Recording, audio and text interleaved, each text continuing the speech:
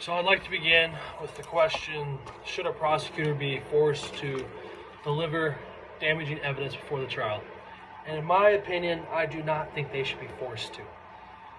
Because in my opinion, I think it basically should be the investigator's job to find that evidence and display it in the court. I don't think it should just be freely given within the court by the prosecutor, because I think that's just a disadvantage to the person that is trying to defend themselves.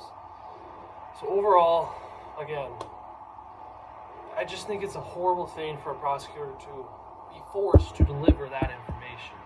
Like, if a prosecutor doesn't like the person that he's defending, I think then he should have the opportunity to do that, to deliver that information if need be. But again, being forced to do that type of stuff, I don't think is the right thing for the court to do, and I don't think it's very fair to the person that is within the court.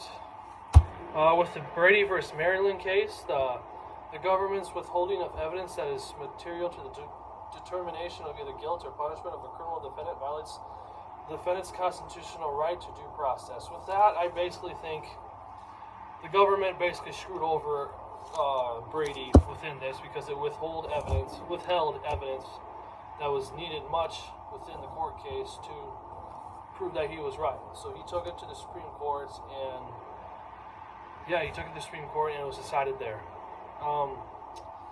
My next case is the United States versus August in 1976 or 1973. This was basically in the absence of a request from defendant was defendant's right to due process, which impaired by the failure of the prosecution to the defendant to tender the victim's criminal record to the defense. So basically that means they basically forgot to deliver crucial information and evidence within the courts, and by that, the court,